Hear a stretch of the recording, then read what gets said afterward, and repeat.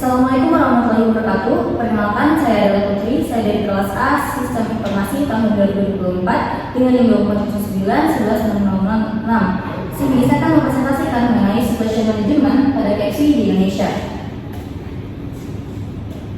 Sebelum lanjut ke pendahuluan, terlebih dahulu, di sini kita perlu mengetahui bahwasanya dalam bidang kuliner yang semakin keras seperti saat ini, perusahaan makanan cepat saji seperti halnya KFC perlu untuk memiliki strategi yang tepat agar dapat bertahan dan juga berkembang.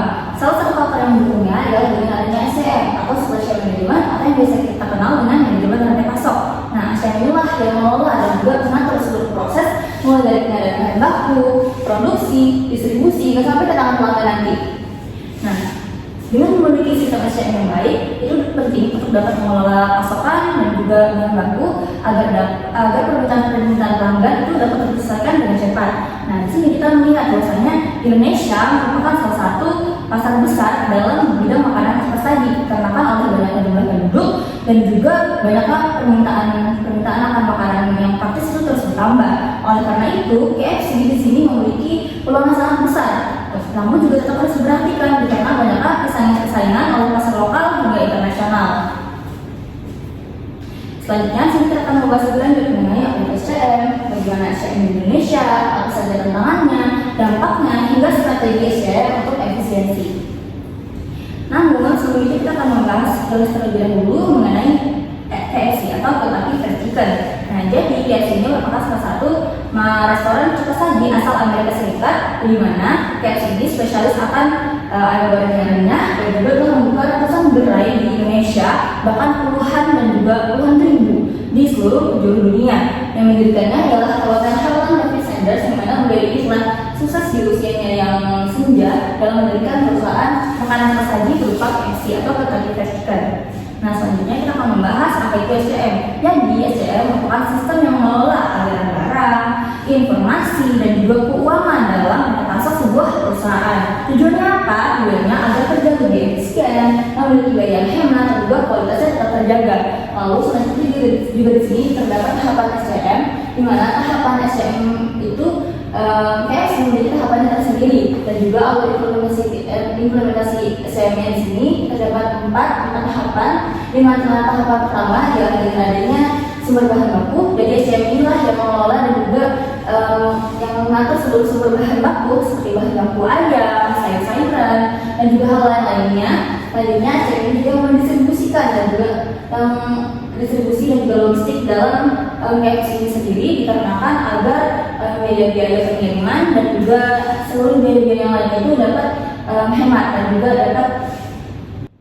Selanjutnya juga di sini terdapat manajemen stok di gerai, di mana KFC ini juga mengelola secara langsung stok di gerainya agar dapat memenuhi permintaan pelanggan ini dengan baik, sehingga konsumen akan nanti dapat memiliki hasil yang baik dan juga produk yang diinginkan dan berkualitas. Selanjutnya, SCM Indonesia. Seperti yang ketahui, imbas dari boykot pada tahun 2024, bahkan dari tahun-tahun sebelumnya, bahwasanya terdapat ketegangan antara Israel dan juga Palestina, dan diduga bahwasanya Amerika Serikat mendukung tindakan yang dilakukan Israel, sehingga banyak sekali warga dan juga masyarakat dari seluruh penjuru dunia yang merasa tidak senang akan Amerika Serikat dan berimbas pada perusahaan-perusahaan makanan cepat saji asal Amerika Serikat, salah satunya KFC ini. Jadi, bahkan di Indonesia sendiri ikut memboikot adanya KFC.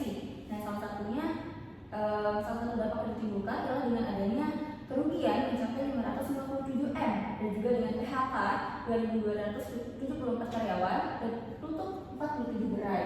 Nah, faktor-faktor menyebabkan kerugian ini sendiri ada banyak sekali, salah satunya dengan adanya ketegangan geopolitik tadi, sehingga boikot produk berdampak pada penurunan pendapatan dan juga gangguan rantai pasok, di mana perubahan iklim dan juga volatilitas harga dengan komoditas itu menimbulkan kenaikan harga pangan, di mana kenaikan harga pangan itu juga didampakkan oleh inflasi global yang meningkatkan biaya bahan baku, juga dikarenakan oleh persaingan yang ketat itu antara makanan juga perusahaan cepat saji lainnya tidak terkena boykot, lalu juga kenaikan upah. Dan kenaikan upah ini menimbulkan harga menu tidak bisa disesuaikan.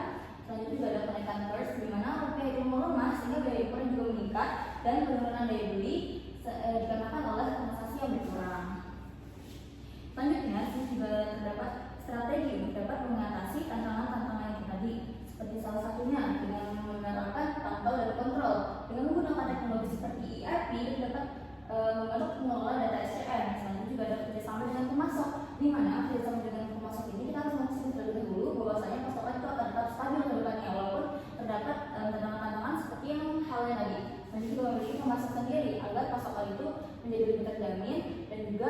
harus memiliki banyak pemasok. Jadi tidak hanya dalam satu sumber saja, namun juga memiliki berbagai sumber pemasok yang lainnya, sehingga jika kita kekurangan bahan baku itu dapat disesuaikan lagi ke depannya. Selanjutnya sini terdapat kesimpulan. Jadi kesimpulannya adalah dengan memiliki SDM yang efektif itu dapat memungkinkan KFC atau perusahaan seperti KFC di Indonesia itu menjaga efisiensi operasional dengan memiliki ketersediaan bahan baku dan juga kualitas produk, dan juga sekaligus menghadapi tantangan bisnis seperti strategi berbasis teknologi dan juga optimasi